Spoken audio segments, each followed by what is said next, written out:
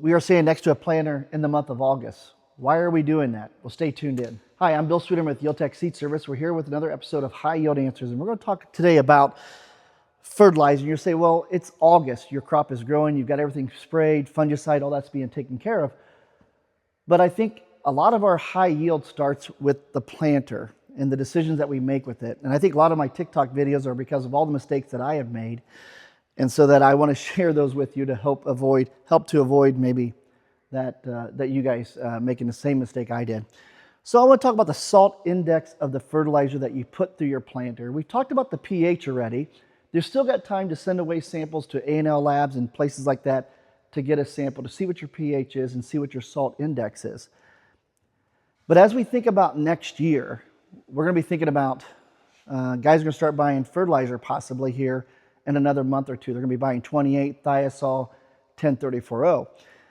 And what I want to talk about is when you start mixing all those things together, we start changing the salt index. So for example, if you've been half 1034O and half 28, well, you've got a salt index that's fairly lower. Now all of a sudden you start adding thiazole to it. So you're adding a sulfur source.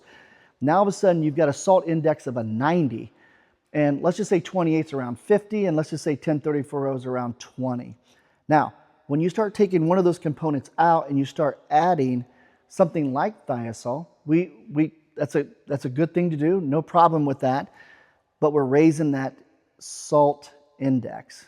And that's going to cause more fertilizer burn. We'll put up a seed here today of a picture of just happened this past year. The ground was beautiful. It was in the month of June.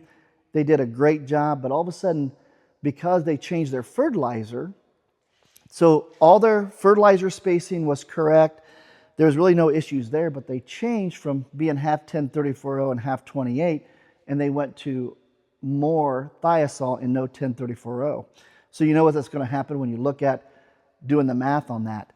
And so my hope is today is to share with you that if you are doing, changing anything to your fertilizer for this coming season of 27, if you're 3x3 or 2x2, all those things make a difference on what the seed can handle as far as fertilizer. So as you're thinking about harvesting this fall, you might be going through certain parts of the, of your field, and there might be one or two rows on some high ground or some sandier soils that's just missing plants. Well, that's a good indication that we probably have a possible fertilizer burn.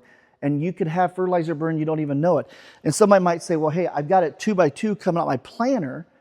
And you might be thinking that's safe. Well, it might be safe, however, but if all of a sudden we get these bent and they start doing more of this, then look what happens. Now we are potentially creating fertilizer burn.